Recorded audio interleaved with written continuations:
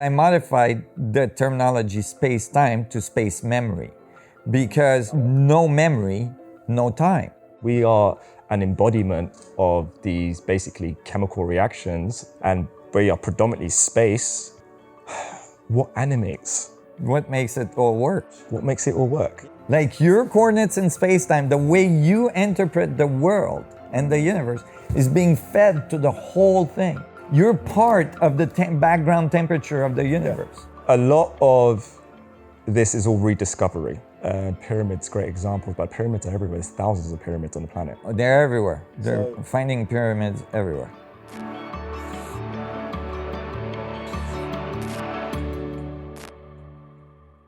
If we talk about the feats of the engineering behind some of these monoliths. Never mind thousands of them. Yeah. So this information has existed for a long period of time. Demonstrations of, say, gravitational control.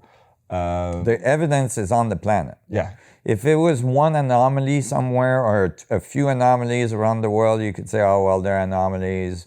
Maybe they were able to do it. But, you get thousands and thousands of anomalies of very, very large objects that were moved long distances in very unfriendly terrain, where there's no other record of that particular rock being in that local vicinity. Correct. Or you know exactly where the quarry is, and it's like 2 valleys over on top of a mountain, like in Peru, where you have like monolithic, 100-ton boulders, 200-ton, 300-ton boulders, that are on one top of a mountain assembled in a temple, in an ancient temple, and the quarry is literally like across this huge valley. I mean, you're on top of a mountain, like not a small mountain, like we're talking very high mountain peaks.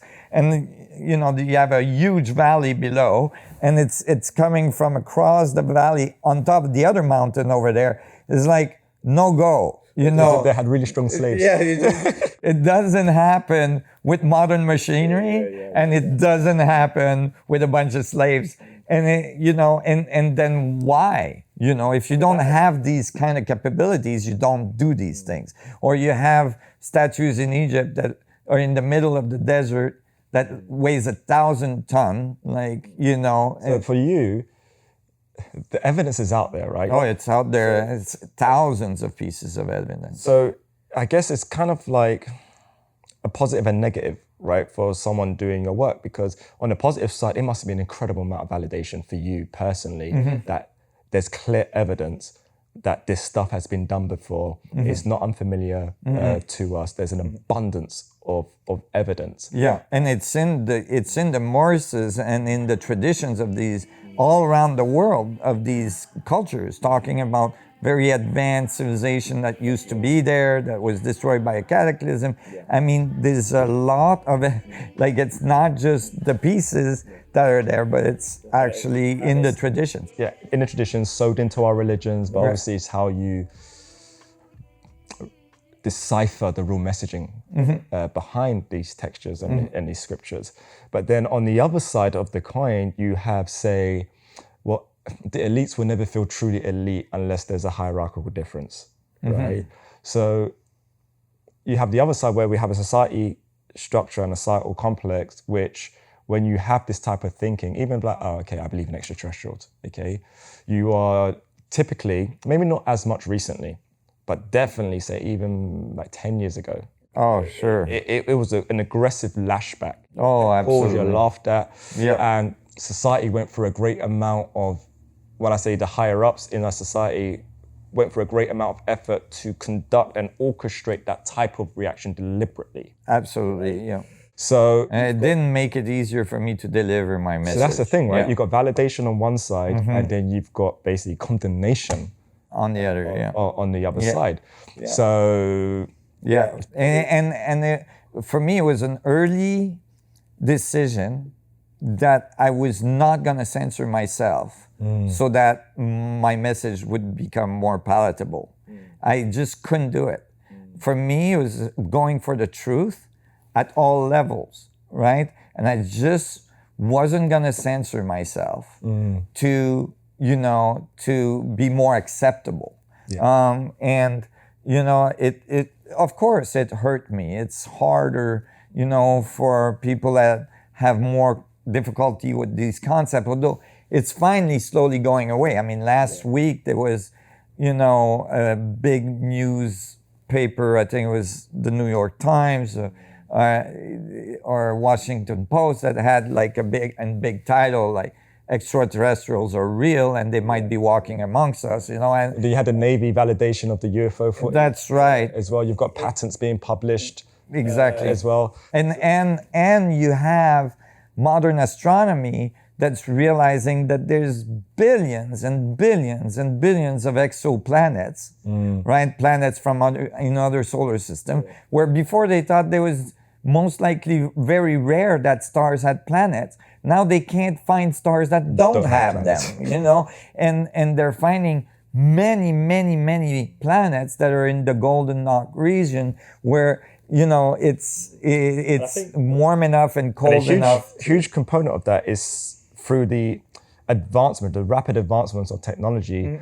Scientists now have tools of self-validation to ideas, concepts, and theories. Whereas before there was official channels, you had the big telescopes, so they're the only ones who can see out far. It was a lot easier to control, censor, and neuter and kill information. It's still very much there, though. I mean, it's absolutely. very difficult to publish. If you publish with these kind of ideas, it's hard. I'm still censored on many sites, governmental sites where I should be able to place my papers. I'm censored there. I'm on blacklist. I'm on blacklist at Wikipedia. I mean, why millions of people follow my work. I can't get a Wikipedia page up.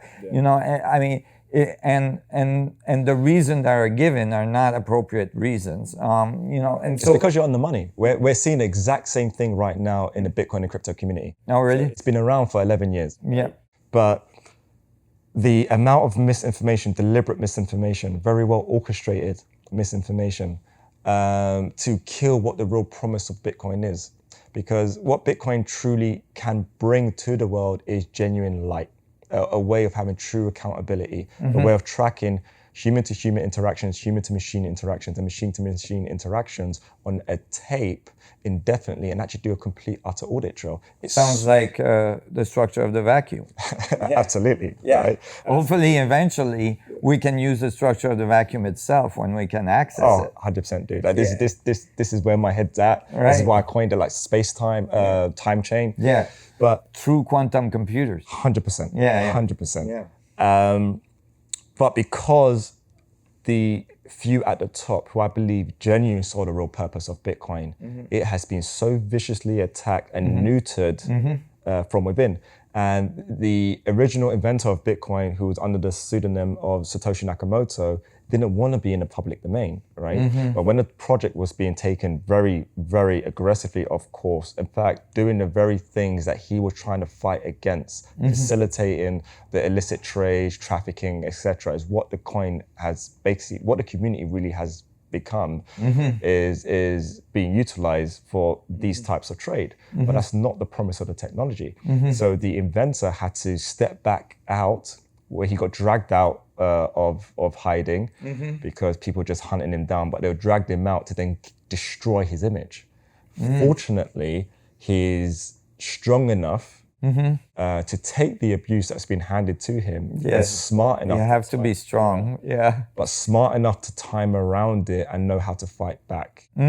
But the way, his name's Dr. Craig, right? The way that he is still to this day so viciously attacked for what it is that he is doing. And I think any disruptive technology or any disruptive thinker that has something that genuinely can serve the masses and provide an equilibrium, a neutralizer to that hierarchy, right? And allow us all to benefit from systems that allow us to build and move forward the way it is that we choose to build and move forward.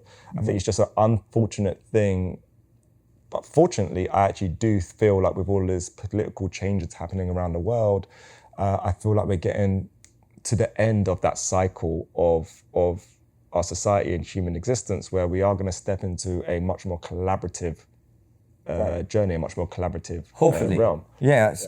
Hopefully we get there on time, right? That's the thing, right? Yeah, that's the thing, because the thing, you know, we're running out of resources.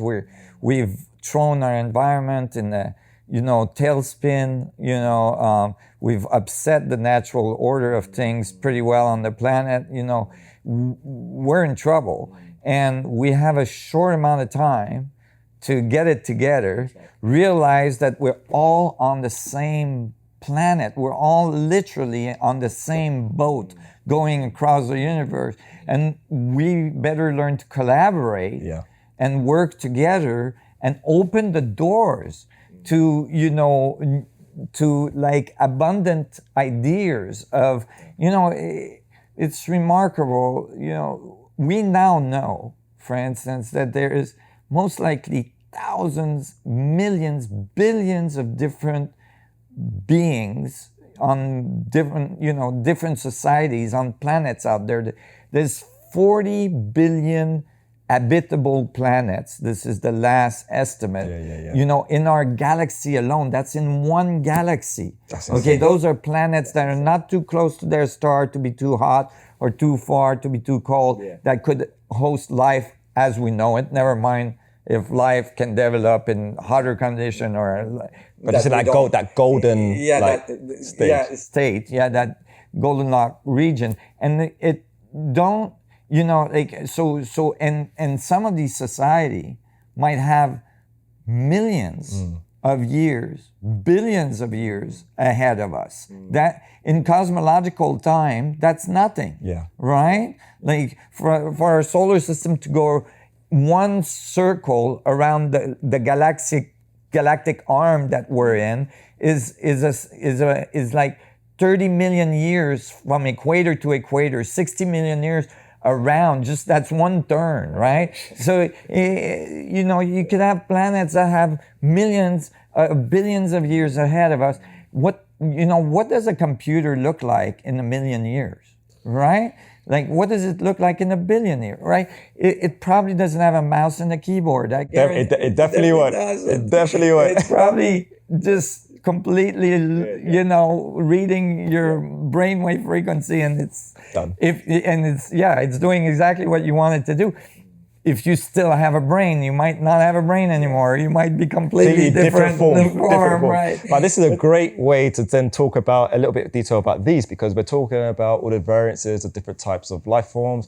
A lot of the, say, ancient knowledge that we have on this planet. We can definitely see the evidence of monoliths being built, which is quite clear to look like, okay, there's no way. Then we've even got, say, a lot of even biblical references, Nephilim, fallen angels. Like there's just so many pieces out there. But then you pick up, say, artifacts like this. So there's artifacts that were found, you know, that are very unusual. And there's more and more that are being found around the world in different countries. This is just a few, you know, ones that were lended to me to test, you know, and the tests are showing that they're ancient. So let me show you this one. So, so you got this one here, okay? So there's a fractal image at the back. So you have they look Mayan almost. Yes, they have similarity to Mayans. You can see a face here, and I don't know if the camera is going to be able to get that. Maybe try and get a little closer look. But then you have basically the same face and the body inside the face. Yeah, inside the face, or inside a capsule or something. And in this case, it's a ceramic piece. So we can test the ceramic with a very reliable method, which is thermoluminescence, because when they baked the piece, after that there is a constant emission of luminescence or photons there, and we can measure that and figure out when it was baked. And so this piece from standard laboratories is given an age of approximately 2,800 years. Well, 2,800 years old, why were they drawing people with like the big eyes and stuff? Because this looks kind of like how your typical gray alien is depicted. Right, in modern era, people that have said to have seen extraterrestrials. But then what's interesting is the face here is very different to the one that looks like it's being depicted here. And you can see it's 5-star formation, head, obviously shoulders, 2 arms, 2 legs. Right. So basically, this is very interesting. Part of these pieces that are being found, it's another one. In this case, clearly, Oh wow! Okay, so you got clearly UFOs there. Yeah, clearly. You got one inside a UFO in a spacesuit. Yeah, exactly, in a spacesuit. Clearly, there's a planet back there that has an atmosphere. There's a comet with a ship in the tail of the comet. So how old is this piece? So we don't know, because this piece is a stone. I can't do carbon dating and I can't do thermoluminescence because it's stone. But this piece was found with other pieces that have, this various things. For instance, some of them have inlays, and we can test the glue because the glue has carbon in it, and the glue gives us the age. The age vary widely in the pieces. Like this one is fairly young, although it's 2,800 years, which places it at the beginning of the Maya and Inca. But the oldest piece? The oldest piece. So the oldest piece is this one that we've tested so far. I don't have the piece here, but this piece is, and this is standard. Wow. So this piece is a bust. It's fairly big, and the age is so old, and the material is so interesting. It's very hard to This is done with get an luminescence accurate test, carbon dated, or how? No, this was thermoluminescence as well, Which is actually more accurate, isn't it? which can be more accurate, yeah, but it should be fairly accurate. Although in this case, it was very hard for them to get an accurate reading. They can get an estimated reading, and the estimated reading is 15,400 years old. That's the oldest piece. 15,000. So that predates the last ice age, right? And which, the meltdown of the last ice age is what all these cultures around the world describe as the flood that ended the earlier civilization that was on our planet. So, this piece might actually be may have been rescued from a civilization that predated ours. And all this, these are very good tests, and they're very, accurate. So, and from the carbon dating, we got, from other pieces, we got a bunch of different values that a lot of them are in between 8,000 and 9,000 years old. So there's all kinds of, it seems like the information was kept alive, going from one generation to the other, across civilizations, of this earlier civilization that had very advanced technology that came from the stars. And this is, it's in the Bible, it's in the Quran, it's in all of the different, so many different... Like fallen angels fell from the heavens and bred with the women of men. That's right, exactly. The sons of God, came to the earth. It says that literally in the Bible. If they came to the earth, they weren't from the earth, right? And they had children with the women of men. So they weren't esoteric beings. They were able to have children. Because obviously the Bible was translated from Hebrew, right? But then you have the real original Hebrew scripture, and even simple things like the story of Adam and Eve, right? You look at, say, the latest King James Version, populate the earth. You look at the original Hebrew, just one word, repopulate the earth. Just one word, completely different meaning. Right, exactly. Right? Yeah. And this is... It's controversial, and there's a lot more science that has to be done to confirm this. And but just offhand, the evidence of an earlier civilization on our planet that was much more advanced is overwhelming. Yeah. Okay? And there's a lot of good research that have been done. And the population is quite hip on this. They're ready. They're ready. I mean, ready. one of the most popular show on History Channel is Ancient Alien. But if you look at, say, even movie theaters and box office ticket sales, right? Star Wars, one of the biggest films of all time. Right. Interstellar, one of the biggest films. Yeah. We have such an appetite for cosmology and the stars and our place in all of it. It's like we know without vocalizing that there's a reason why I'm drawn to this, right? There's a reason why we're all drawn to this. There's a reason why we're all drawn to the story of the Jedi and the dark side, right? And seeing all of these different crafts, these different groups, interacting with different types of beings. Like we go, we pay, we eat our popcorn, we have our Coca-Cola at the theaters, and we watch this like it's fiction. Right. But when you get to a state of understanding and you realize, okay, you see things that are carbon dated, like 14,000+ years. You've been studying subject matter for over a decade. You're sitting in a theater now. You're like, they left a lot of stuff out. Right.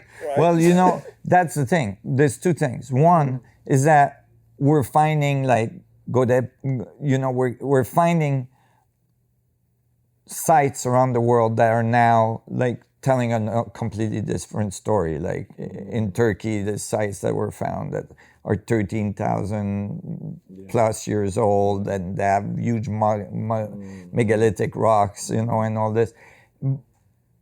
There's as well, understanding that, if you look in history, like modern history, and you look at sci-fi or, like fiction novels or fiction writing or fiction movie later on, you find that it's always predate the event of the development of these technologies, right? Like the refrigerator, the submarine, the cell phones, the rockets, going to the moon, like all these things were in sci-fi long before they were realized, but they were eventually realized. Yeah. So if you want to know a little bit about the future, right?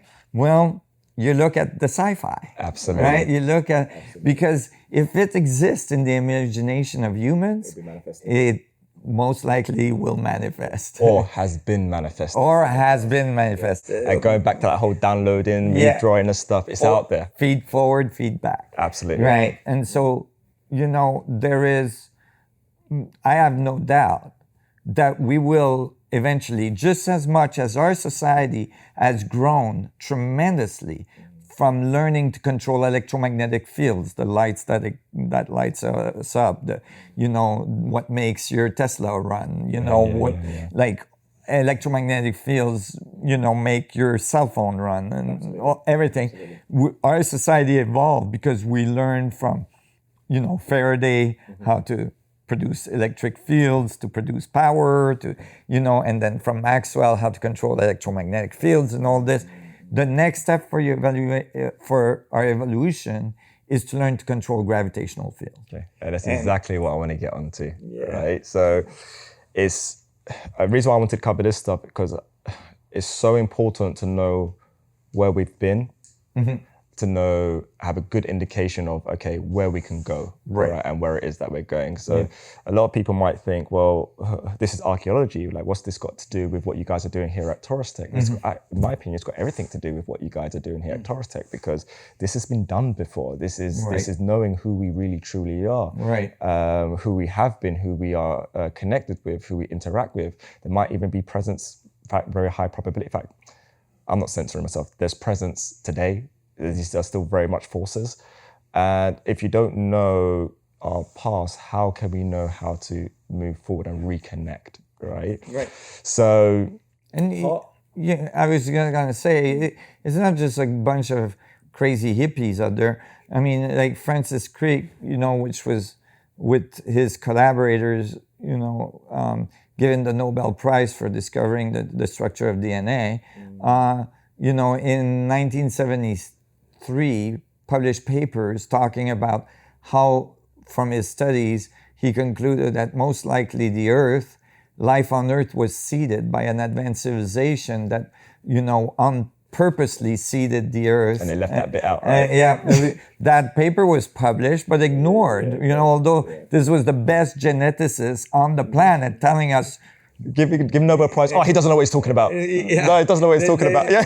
Ignore that paper. He was old and, going a little gaga, So, I mean, it all kind of goes together. And, it has to do with misunderstanding of the natural order of things, like realizing we're not isolated, we're not, like some kind of fluke that happened on some planet alone in the universe floating around, that we're actually part of this amazing connected universe, like mechanism. Absolutely. And it's not just some philosophical or spiritual concept or a religious concept. It's actually the way things work, and we can write good physics on it. And it's just physics we hadn't understood. I always say that about spirituality and even religion. It's just physics we haven't understood. When we understand, then we can get rid of the dogma part, right? And just stay with the truth. Absolutely. Which is way more fantastic than we think it is. Right? And that is the mission and the promise, I guess, to humanity that we're both on, right? But so my mission is building and helping build the new financial infrastructure that is built on benevolent foundations, that has accountability baked in, and that allows what I believe the human experience to be is that we're now entering a data economy where human consciousness is the new oil field, and it needs to be able to genuinely thrive, right? And I have had very ambitious and bullish aspirations as to what the human condition is going to be on this planet. And it's so much so that it inspired the name of the Bitcoin banking ecosystem that we're building, which is called Gravity. In fact, geometry has been a huge driver in the creation of Bitstocks. It's been in our logos, it's in our business model. Gravity model is actually inspired by the doubling sequence. It's inspired by cellular mitosis. It's inspired by a lot of these things that we've been speaking about today. But ultimately, the term gravity, and it's in my opinion, maybe not if one of the most misunderstood terms out there as to truly what gravity is. And people ask me all the time, and I always kind of tease and hint as to what it really is. But there is genuinely no one else better to explain what that is and ask that question to than you, sir. So, big question. Nassim, what is gravity? Well, that's the thing. We tend to put things in boxes and isolate them from each other, and as a result, we miss the relationship between them. Because we say, oh, well, this is that, and this is that, and, they're separate. Well, what I found is that, for instance, from these equations I wrote, I'm able for the first time in history to output precise gravitational constant value with some 10 to 12 digit accuracy. This is remarkable because usually gravity is only known, the constant is only known to 3-digit accuracy with 2 more digit that have variability. But and in physics it's a problem because every time you have G in the equation, you end up not having the same level of resolution to other constants like the Reinberg constant and so on. And so, but from these equations now we have very, very accurate value for gravity.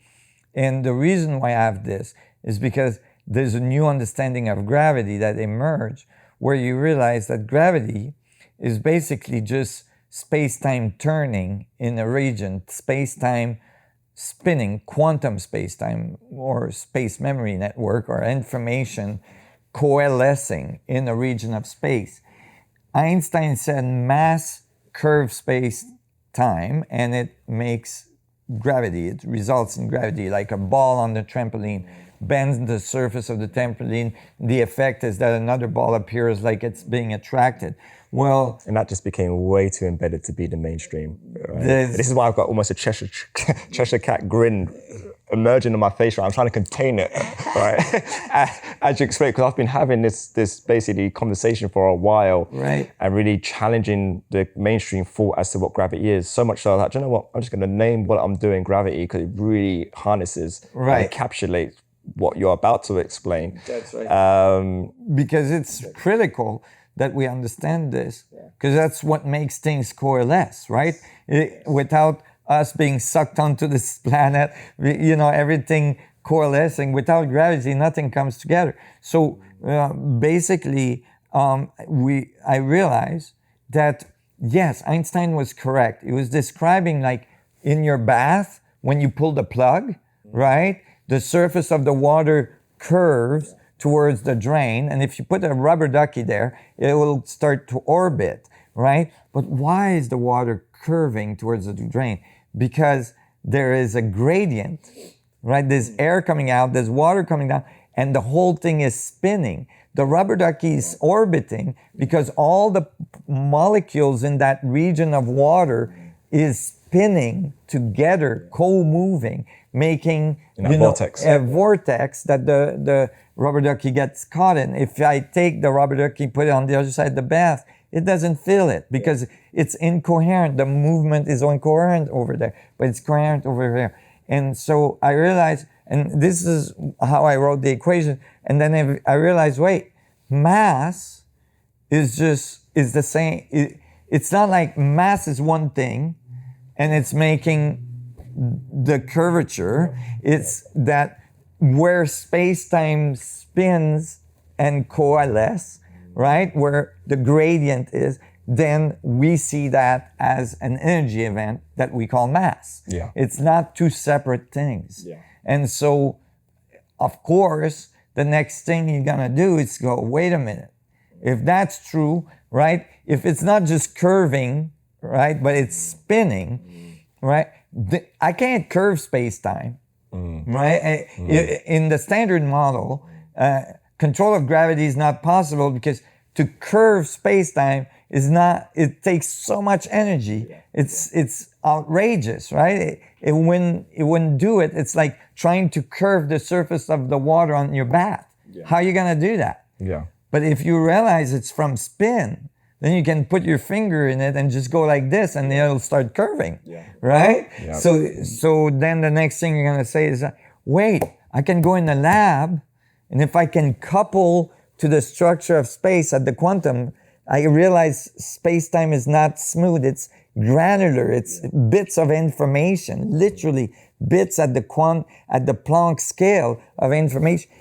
If I can couple to that, then I can entrain it in a region of space and make my own vortex. Absolutely. And I can control the speed of that vortex. I can make it curve more, I can make it curve less, I can displace it, and I can do anything I want with it as soon as I got it going. That's the thing, it's such a oversimplified term in the mainstream, and it's always, like you said, associated with mass, and the bigger mass, then it has this effect or that effect, and it is so much more intelligent. Right. Than that. It's so much more information. It's almost,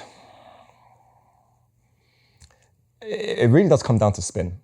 Right. Right. And gradients. Yeah. Change in density. Yeah. The vacuum energy is not the same density at the cosmological size that at the quantum scale. Yeah. So the change in density makes it just like a small change in density in air mass will produce a hurricane with like millions of tons of water spinning, and huge electrical discharge and magnetic fields and all this stuff. Even antimatter production happens in the heart of hurricanes. Antimatter, it's gamma ray emission, it's high energy physics is happening just because water is spinning. Right? And when I announced that we're building gravity banking ecosystem, Bitcoin banking ecosystem, the term that I coined as well at the same time to explain the philosophy behind the rationale as to why we're building, also the design methodology as to what we're doing and how we're going to build it is everything yet nothing, right? Because if we talk about how we experience gravity, right, in the simplest form is keeping us on this chair, right? But also it keeping us on this chair while the chair's on Earth and Earth's in, it becomes a much more complex thing, right? So we experience it like it is nothing, but really and truly it is everything. It's an amazing thing. It's an incredible thing. Yesterday I was riding in a car with friends, Olivier's wife and children, and I was commenting, it's like, how is it that this car is sticking to the planet, right? It's an amazing thing, right? Yeah. We take it for granted, right? Of course we're sticking to the planet, but it's an amazing thing. When you really boil it down, you think about it, it's like amazing. How? Yeah, and when you look at my equation, it becomes clear. It is the flow of information towards the center is literally like a fluid pressure, towards the center that produces this effect we call gravity, the curvature of spacetime. And so, and that produces mass, and it produces charge, and it produces electromagnetic fields, and the whole thing falls out of it. You see the whole thing emerge from it, and information flow, feedback structures, and then complexity, consciousness. The whole thing comes out. It's remarkable. Everyone knows and can theorize the benefits of anti-grav or gravitational control just by watching Star Wars, right? We know that plane launches vertically and it can go wherever it wants. Right. So everyone goes, that's cool. I can see why that's cool. Right. Okay? But if we look at, and now really hone in on your work, and also I really love to speak about ARC as well, because everyone asks me about why I wear this around my neck. Right? So I definitely want it directly from the horse's mouth as to exactly why ARC and how you've manufactured your crystal, etc. But if we just stay on the subject of gravity for a moment,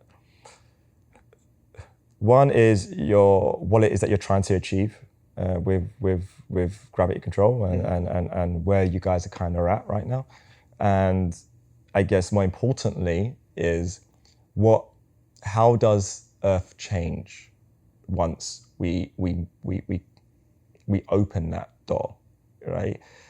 Because it's not just, this is the thing that is really interesting about unified field model, is because the box it is that is being opened for a wide variety of applications, right? So I think the next thing is allowing people to really imagine just how our lives on a day-to-day basis changes once these types of technologies start coming through to the mainstream. So really and truly, just explain what it is that you guys are trying to do, and then if achieved and when achieved, what does the world look like? Okay, well, there's two things that we're concentrating on. They're both related. One is to extract energy from that fundamental field, because when you calculate the amount of energy at the Planck scale that's present, that fluid crystal lattice, right? This amazing, that's very crystalline on long distances and very rigid, but on short distances is very fluid. When you calculate how much energy is there, it's remarkable. It's in each centimeter cubed, there's enough energy to power the world for millions of years. And so if you extract 1/1000% of what's there, you can have, energetic devices that will power your car, your house, anything you want. You might even be able to have an iPhone that doesn't run out of battery. Yes, exactly. You won't have to charge your iPhone 5 times in a day. Exactly. It's like, oh no, I forgot to plug my iPhone, right? And so that, that's a game changer for humanity. Like energy production is the key to the survival of our society. Like we have to find a new way to produce energy that is not destructive to our planet and that is, compatible with biology. And so, this is a way of extracting energy that is completely harmonious with nature. And you might say, well, if you pull it from the structure of the vacuum, are you depleting the universe? No. Universe is good, man. It's got loads. Universe is good. Like this one, you said a centimeter cube, this one cup, imagine. Yeah, it's got gigatons of power in it. But instead of like doing it from fission or from fusion, you're actually extracting it directly from the fundamental field. So there was no negative, environmental impact, and you're not depleting the universe because as you're using the energy, you're putting it back. Yeah. So it's feedback, right? It's like you're putting your little generator in the flow of space-time. Just like before you were putting your little turbine in the flow of a river and got power out of it. It's the same. It doesn't hurt the river, right? And so we're working on that actively. And as well, of course, when you've tapped it, when you've coupled to it and you know how to couple to it, then you can get it, you can make your own vortex. And now you got a gravitational drive. You can create depressions in space-time.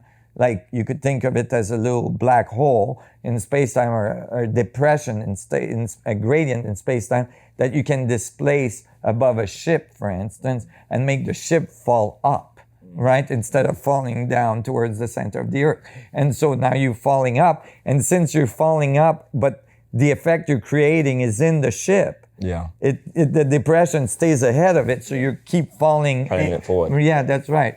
And so the acceleration is very high. So that would give us, space travel capabilities that are unconceivable today with rocketry and chemical rockets. Like we're not gonna colonize our solar system with rockets. It's not feasible. It's not. I giggle every single time everyone claps around what Tesla's doing. When I say Tesla, I'm talking about the company, not Nikola Tesla. Right. What Elon's doing with SpaceX. Yeah, SpaceX. Yeah, and Virgin Galactic as well. All this.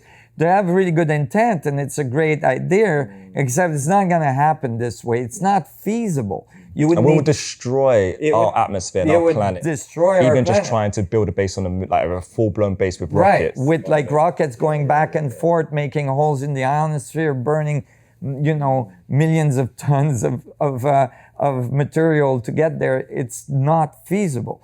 Gravity control, though, is the way to go. And this is why I'm trying to get these guys to understand that's where they should be investing their research money is into, and it's not so esoteric. Like NASA has a section that's working on warp drives, and gravity control. And there's patents published now. There's patents as well. The US just rushed out, I think it's only last year, to rush out and publish a patent before the Chinese, so they didn't have to pay the Chinese a royalty on space exploration. Right. You've got Trump just announced the sixth faction of the US military, the US Space Force. They just put out their new logo, I think last month. Right, exactly. Yeah. He speaks in the breath of saying that we're going to unlock the secrets to space. US is going to be the most dominant force in space, which then begs the question, who's the most dominant force right now? Right? There's so much that's coming out of mainstream. Let's just make the humans, a benevolent force in space. That would be nice. That 100%. Let's just all go together to space. And when we are there, let's not be assholes. Yeah, exactly. Let's just not. Why do we want to fight if we have access to all of the resources that are available? If we have gravitational drive, we can get all the water we need from comets. We can get all the minerals we need from 100%, the asteroid belt, you know, from other, I mean, we have access. And this is the thing, and genuinely, I've never actually spoken on this ever, but it's been the driver. It's why Bitstocks has built Gravity and is building Gravity. It's why I'm involved in Bitcoin. It's because I have and understand all this background information, right, as really where the world is going, where it's been and where it is that we're going. And where the trajectory in which we're going is that we really are going and are becoming and will become a publicly known interplanetary civilization, right? And trade is to become galactic. You just mentioned the asteroid belts. Well, it is the perfect place to mine. Right. So if everyone on the planet right now is thinking, oh yeah, gold. Well, dude, the gold supply could be completely distorted if we just get gravity control and we mine the asteroid belt. Right, exactly. So it's so all of a sudden the value of things is not how rare they are or how scarce there is, but actually they're infinitely abundant. The value of things is the creativity of what we can do with them. You know, and this is why I say the true value. Human mind is now the new oil field of the planet, and we really want to speak that language. This is why we're building a data bank, and we're building infrastructure on top of the only infrastructure really that can have an interplanetary trading system, and keep it all organized. It's Bitcoin. Like it really is the true potential of where Bitcoin is going, and this is the real reason why I'm in this space. It's the real reason why I called our banking ecosystem Gravity. And to me, it was clear when I first saw cryptocurrency come around that it would be the currency of the future. Because of course, if you're interplanetary, you know, community like civilization, you're probably not printing dollars and coins and stuff, and you know, you're probably got data. It's just information exchange across the world, across the universe, you know. And so, you know, when I saw what you were doing with Gravity Bank, I loved the name of it, that's for sure. But I was like, okay, you know, this guy is onto it. And then, you know, it's important that, you know, the transfer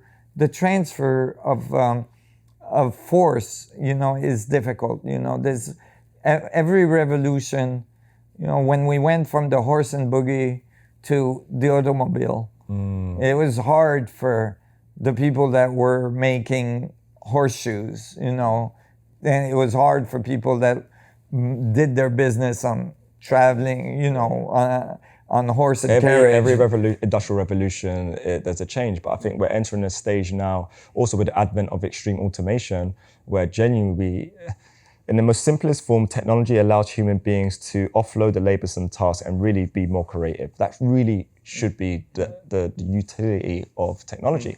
And when we're now entering this hyper-automated phase, we do really need to have, say, technologies that allow human beings to be what we really truly are, which is creatives, and being able to manifest our creations, not be limited by, say, the balance of a bank balance, right? And just be limited by ultimately your own state of human consciousness. But then when we are tapping into a more of a collective state, the kind of changes we're going to have as a global collective is I don't think people are really going to realize just how beautiful things can actually be when we remove this whole kind of dog-eat-dog scarcity-based aspect to what it has been, the human condition up until this point. Right. I mean, as well, it's really important that we decouple the banking structures with the corporate structures, and that, you know, we build structures that financial structures that are truly for the benefit of the population, not necessarily the benefit of the corporations, meaning that the corporations' ultimate goal should be to serve the population, you know, with the needs that the population has, and as a result, benefit from it is fine, you know. But then at that point, profit doesn't have to be a dirty word, because you're serving humanity. You're serving humanity. That's right. But long story short, on all of this, it's really what's brought us together, Okay, I've seen the flaws and the holes in, say, the economic system, the financial system, seen just how much of a powerful tool Bitcoin can be to plug a lot of these holes, but also understood the power that Bitcoin isn't just an economic financial system. In fact, it's protected by economics, which is what makes it work and thrive. But really, it is a way of recording every interaction. And for work such as yours and what it is that you're doing, a huge thing that you've mentioned quite a few times on this conversation that we've been having is censorship. Right?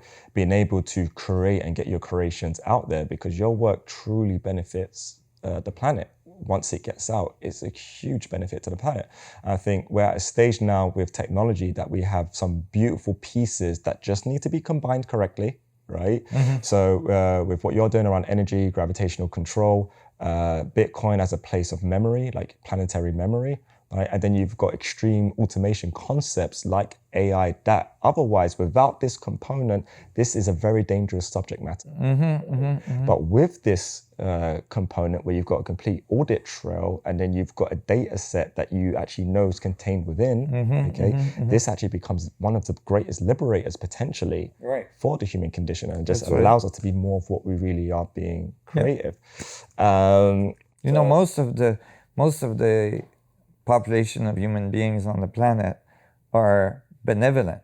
Yes, you know, 100%. People want to have a beautiful life, live in joy, love their children, love their partner, love their neighbor, love their friends. You know, it's people are like naturally benevolent. And this is why I don't have a negative view on government, police forces, and all they say the hierarchical structures, because the vast majority really are benevolent. The issue is, and this is why we should never use a tarnished brush to banish and tarnish a whole section of human beings, because you throw any group of human beings into a room, any collective, you're going to have good and you're going to have bad. Right. I don't care what the banner is. You're going to have good and you're going to have bad. Right. But the issue is, and the challenge is that when a human being in a position of power abuses that power, and then a benevolent human being witnesses the abusing of that power, can you make a sovereign decision? Right. And can you make it known? Yeah. And currently you can't. Very challenging. It's very challenging. Not without taking great personal risks. Right. Not only to yourself, potentially your family, and who knows, right? And this is what neuters and censors many of us. And then you have people such as yourself, even myself, and many people that we're aware of and know that we work with, have to be willing to be the one that steps their head up at the parapet, has a look around and say, look, like, guys, we're not going to get anywhere if we continue this way. Right.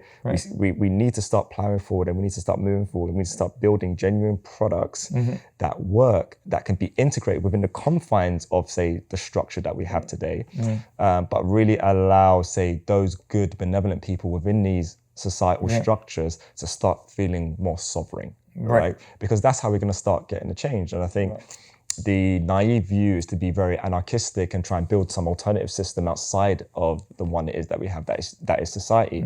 I do not have that view. I really don't have. I know you don't have that view as well. No, I think everybody's got to come along. It's breaking up inside all the institutions anyway, because, you know, people are waking up everywhere, realizing, you know, we're running society straight into a brick wall, and it's time to make changes. And, you know, eventually, and as well, like the older generation of the people that put the institutions in the 50s, in the 40s, 50s, 60s are petering out, and the newer generation are coming in. I see it in the generations of physicists that are coming in. They don't have such a big attachment to the old paradigm of physics, and they're more willing to listen to new views because they can see we're missing big pieces. Definitely. And so I think there's a lot of hope. Can we make that change fast enough? That depends on you and I, on like every single human being out there, what choice they're gonna make. Yeah, we all have a role to play. We all have a role to play. So we definitely could talk forever, right? I know. We need to wrap this up somehow. So very quickly before we wrap this up, I would love for you to explain ARC. Oh, right. So I get asked questions on this all of the All the time. So time. prior to me wearing the art crystal, I was wearing Flanagan's medallion, right. the Sensor 5. Yeah. But please do me a massive favor so I can recite everyone back to this point and this video, the benefits of art crystal. Well, we saw in the tour of the lab that we've done a lot of, plant tests and so on. Basically, what I figured out early on is that when you can create like very small partial tap into the structure of the vacuum, and its energetic effects have a positive impact on life because life feeds off that. You might say, well, no, we feed off food. Well, what is food? Well, foods are atoms. Atoms are powered by that field, and so you're basically feeding off the vacuum. But and then there's people that have stopped eating and feed directly from the vacuum. That's another story. But so I figured out a way, and of course crystals would be involved because we use crystals in electronic devices because they're really good oscillators. So they're a very pure crystal can have a very coherent oscillating rate, and is very sensitive. And so I started to think of building crystals that I could put in very high, rotating electromagnetic field and see if I could get them to hold that memory so that they would produce a little vortex in space where they will. So that's why I call them gravitational lasers. Yeah. People ask me too all the time when I wear this, like at the pump, at the garage, at the grocery store, what is it that you're wearing? And I tell them it's a gravitational laser. They go, oh, okay. Cool story, bro. But basically, it produces a little coherency in the structure of space around it. And when you expose it to water, the water structures, it changes its structures, becomes more energetic, becomes more bioavailable. All the tests we've done on plants prove that. It's remarkable. I mean, for those guys, check out the other video that we're going to put out. Not sure if we're going to put out before or after, but we got a great segment on that.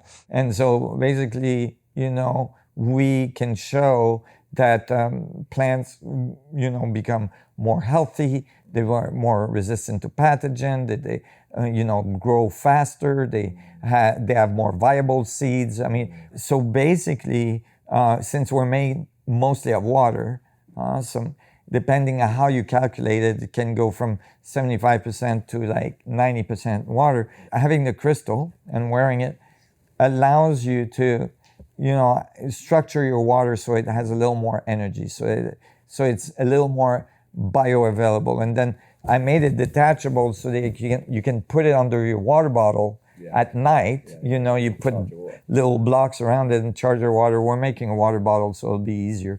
That will have the crystal in the middle.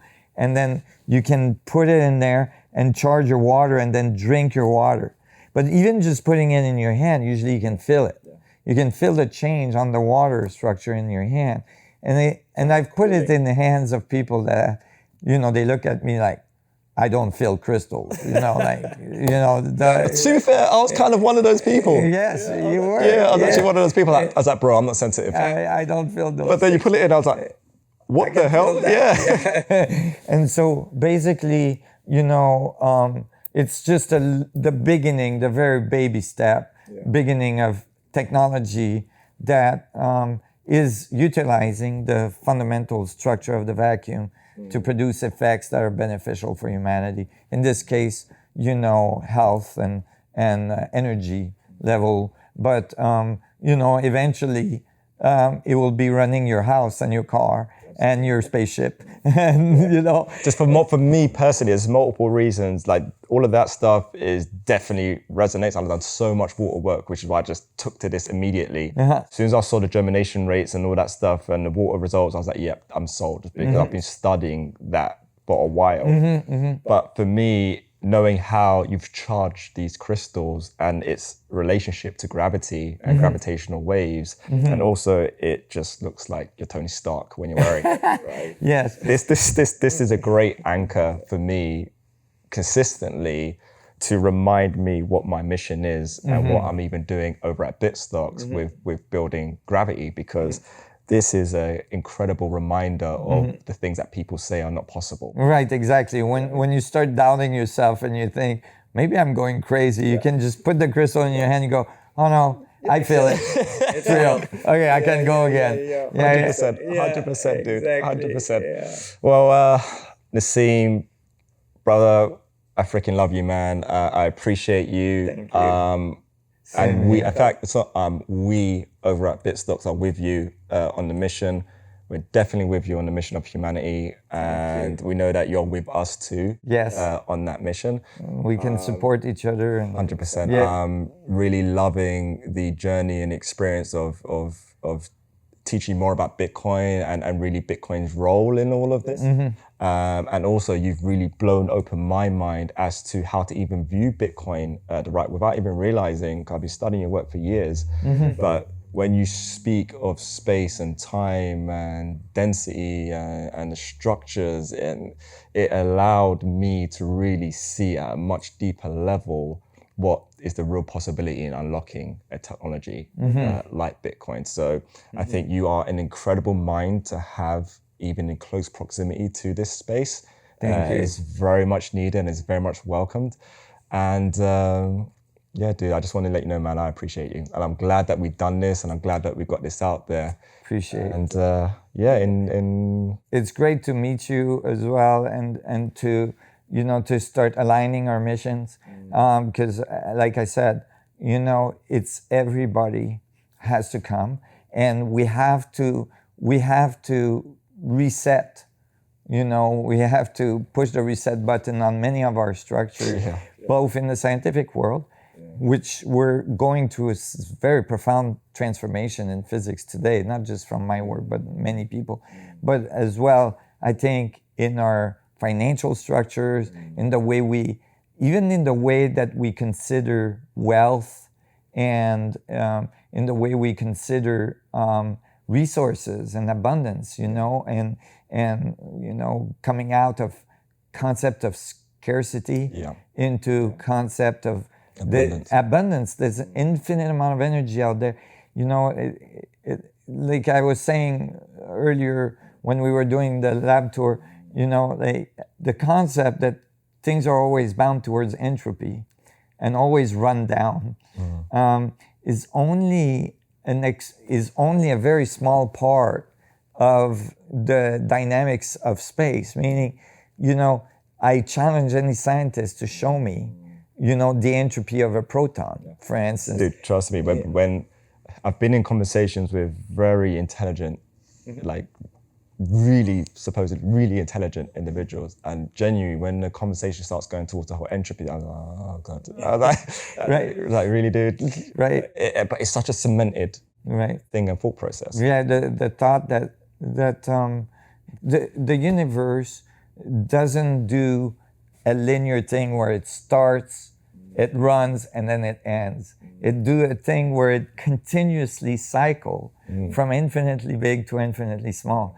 And it's like we're part of this amazing mechanics.